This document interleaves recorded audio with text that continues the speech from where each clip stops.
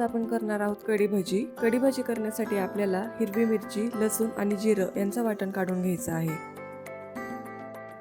भजी करण्यासाठी आपण 3 चमचे बेसन पीठ, अर्धा चमचा मीठ, अर्धा चमचा हळद व अर्धा चमचा ओवा घेतलेला आहे.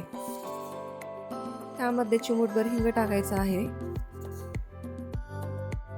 बेसन पिठामध्ये अर्धा कप पाणी टाकून ते मिक्स करून घ्यायचं आहे.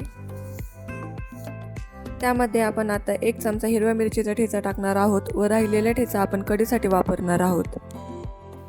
त्यात एक बारीक चिरलेला कांदा टाकायचा आहे व बेसन पीठ व्यवस्थित मिक्स करून घ्यायचं आहे. आता आपण यात टाकणार आहोत 1 चमचा ठेचून बारीक केलेले धने. धन्याची चव भजीमध्ये खूप छान लागते, त्याच्यामुळे आपण इथे धन्याचा वापर करणार आहोत.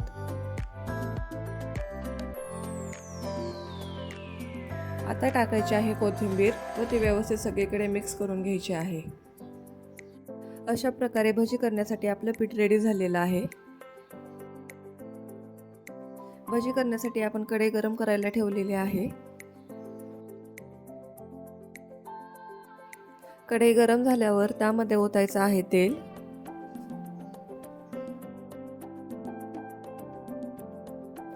कढईतले तेल गरम झाल्यानंतर आपण 1 चमचा गरम तेलाचा भजीच्या पिठामध्ये ओतणार आहोत. चमच्याच्या साहाय्याने आपण भजीचे पीठ तेलामध्ये सोडणार आहोत. भजी करताना गॅसची फ्लेम लो टू मीडियम असायला हवी.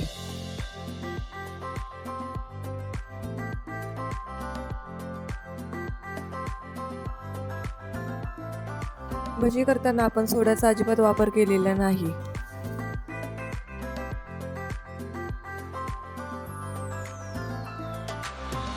अशा प्रकारे आता आपली भजी तयार करून झालेली आहेत. कढी करताना आपण ताकामध्ये 2 चमचे बेसन पीठ टाकणार आहोत व ते व्यवस्थित घुसळून घ्यायचे आहे. कढी करण्यासाठी आपण गॅसवर कढई ठेवलेली आहे. कढई गरम झाल्यानंतर त्यामध्ये आपण टाकणार आहोत 3 चमचे तेल.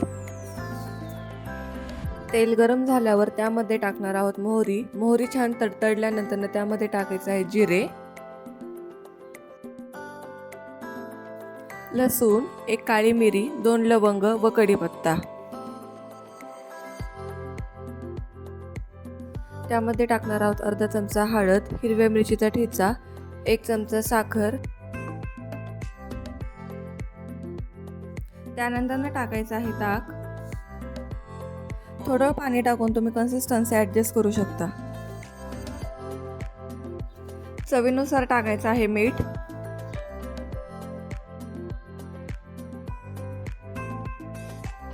आता टाकणार आहोत थोडीशी कोथिंबीर. कढीला छान उकळी आलेली आहे. आता आपण ते व्यवस्थित हलवून घेणार आहोत. आता त्यात सोडायचे आहेत भजी. अशा प्रकारे आपली कढी भजी झालेली आहे तयार.